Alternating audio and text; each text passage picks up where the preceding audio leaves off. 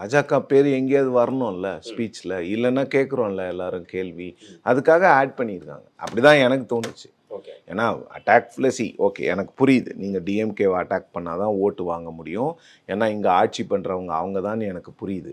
ஆனால் பாஜக அப்படிங்கிற கட்சி இருக்குது, அந்த கட்சி உங்களுக்கு குடைச்சல் கொடுக்குது, உங்களை வந்து கரூர் விவகாரத்தில் உங்களை சிக்க வைக்கணும்னு சொல்கிறாங்க அப்படின்னு ஒரு ரூமர் இருக்குது. ஜனநாயகன் படத்துக்கு அவங்க தான் முட்டுக்கட்டையாக இருக்கிறாங்கன்னு எல்லாரும் பேசுகிறாங்க. ஜனநாயகன் படத்தை ரிலீஸ் பண்ணுங்க, அந்த படத்துக்கு முட்டுக்கட்டை போடாதீங்கன்னு ராகுல் காந்தி ட்வீட் பண்ணுறாரு. அதற்கு விஜய் பதில் சொல்ல மாட்டேங்கிறாரு. பாஜக அப்படிங்கிற பேரை வந்து பாசிங் ரெஃபரன்ஸில் தான் சொல்லிட்டு போகிறாரு விஜய் அவர்கள். அதற்கு முன்னால் எவ்வளவு கடுமையாக அவர் பாஜகவை விமர்சித்தாரோ அந்த அளவுக்கு இப்போ கடுமையாக அவர் விமர்சிக்கிறது இல்லை.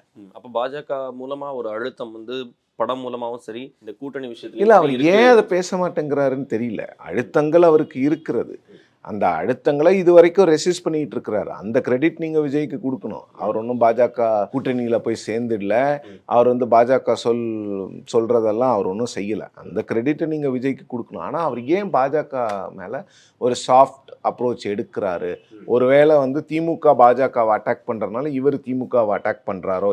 இது வந்து என்னோட தியரி தான். அவரும் பாஜகவை எதிர்த்தா ஒருவேளை 2 பேர் இல்லை யார் அதிகமாக பாஜக எதிர்க்கிறது அப்படிங்கிற ஒரு போட்டி வந்துருச்சுன்னா அந்த போட்டியில் டிஎம்கே ஜெயிச்சிருவாங்க. ஏன்னா போட்டியில் சொல்கிறேன், நான் எலெக்ஷனை பற்றியே பேசல. அந்த போட்டியில் அந்த பெர்செப்ஷனில் டிஎம்கே வின் பண்ணிடும். ஏன்னா அவங்க ஆட்சியில் இருக்கிறாங்க, அவங்களுக்கு வந்து நிறைய விஷயங்கள் நடக்குது மத்திய அரசு மூலமாக, அவங்க அதை அநீதின்னு சொல்கிறாங்க.